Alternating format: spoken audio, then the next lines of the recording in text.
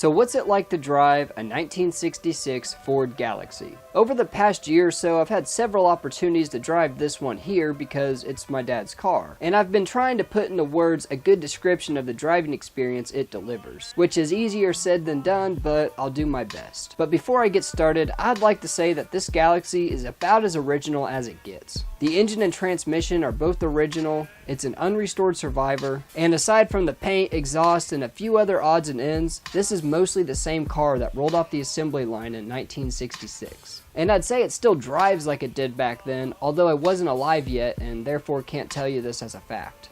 But now that I've said all that, here are my thoughts on how it drives.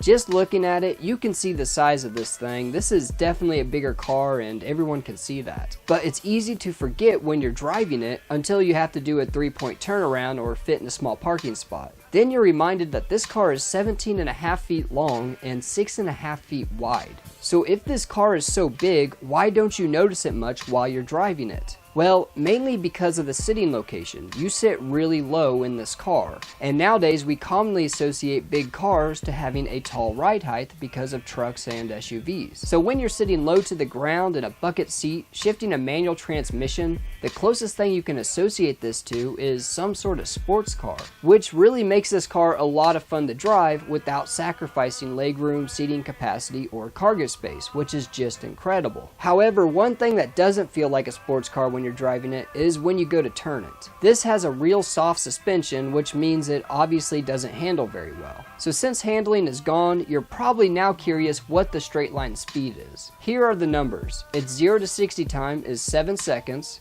and its quarter mile time is 15.5 seconds. Granted, that's with the 390 engine producing 315 horsepower and a 4-speed manual transmission. So while it does have some pickup, it's not exactly a performance machine. But here's the thing, it was never supposed to be that. What the Galaxie is the perfect daily driver for an adrenaline junkie that still has responsibilities. Because while you're getting a similar driving experience to a sports car, or more accurately would be a muscle car, you still have a back seat for when you have to pick up your kids from school. While it has enough power to be exciting when you floor it, it's not enough power to accidentally lose control and kill your entire family. And while the styling is very attractive and proportionate, it also has good visibility and a big trunk for long road trips. Speaking of road trips, let's talk a little about suspension. Like I said, the Galaxie doesn't handle very good, but a side effect of that is a very smooth ride. Nowadays, I think people care too much about how good cars handle and put too much value in it.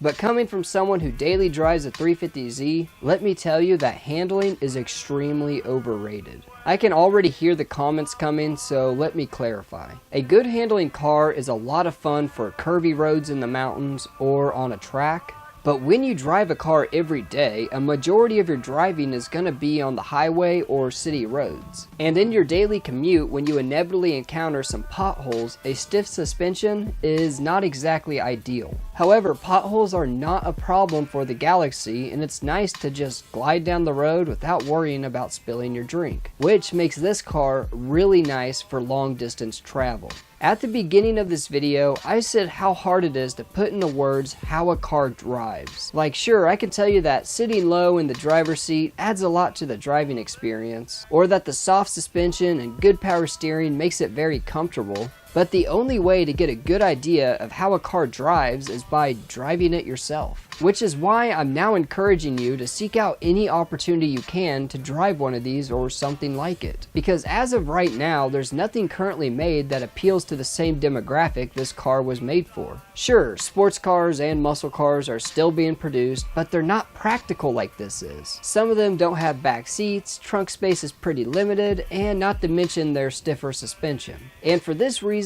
nowadays whenever you see a young family of 4 driving something, it's usually a crossover SUV, and they're completely unaware of what was once made for them. But if only people like them could drive this and experience it for themselves, I'm sure they would like it, and more people would start demanding Ford and other car companies to reintroduce them to the market.